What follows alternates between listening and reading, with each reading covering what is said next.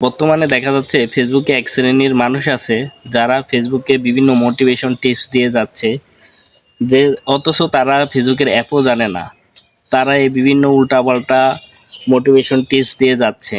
তো তাদেরকে আমি বলতেছি যে আপনারা যারা ফেসবুক অ্যাপও জানেন না, আপনারা উল্টাপাল্টা মানুষকে বুঝান যে এই সেটিং অন করুন, আপনার মিলিয়ন মিলিয়ন ভিউ হবে, এই সেটিং অন করুন, এত লক্ষ ফলোয়ার হয়ে যাবে, এই সেই উল্টাপাল্টা মোটিভেশন দিয়ে যাচ্ছেন। আপনাদের নিজেদের ফলোয়ারই নেই, আপনারা আরেকজনের ভিউ বাড়ান, ফলোয়ার বাড়ান। এই উল্টাপাল্টা কাজগুলো কেন করেন আপনারা? যারা ভিউয়ার্স বা ছোট ছোট কন্টেন্ট ক্রিয়েটর যারা আছেন তাদেরকে বলতেছি যে এই শ্রেণীর লোকগুলোকে ফলো না করে বরং এদেরকে আপনারা রিপোর্ট মারবেন, কারণ এই এদের কথায় উল্টাপাল্টা বিভিন্ন সেটিং অন করে বর্তমানে অনেক মানুষ সমস্যার সম্মুখীন হচ্ছে এবং অনেকে পেজও হারিয়ে ফেলতেছে। তো বরঞ্চ তাদেরকে রিপোর্ট মারবেন, তাদের কথাগুলো না শুনে তাদেরকে রিপোর্ট মারবেন, এটাই আপনাদের জন্য বেটার হবে।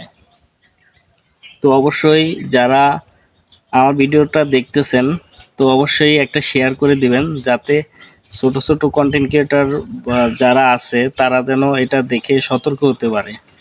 ধন্যবাদ সবাইকে।